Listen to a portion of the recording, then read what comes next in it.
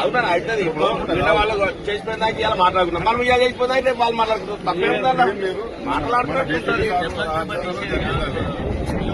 సామరస్యంగా వచ్చింది.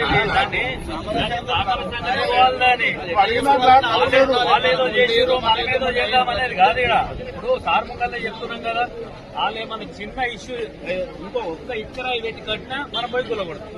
అర్థమైంది కదా, తెలుసుకో వచ్చింది మనకు. కానీ వాళ్ళు వాళ్ళ దగ్గర కనిపించాము, వాళ్ళ పక్కకే ఉన్నారు ఇప్పుడు వీళ్ళు. కానీ వాళ్ళ పక్కకు కనిపించారు. ఇప్పుడు మన లోపలికి మన పక్కకే ఉన్నారు. వాళ్ళకి అప్పుడు కట్టటప్పుడు వాళ్ళ పక్కకే ఉన్నారు. అది ఎట్లా యథావిధి ఉంటున్నాము.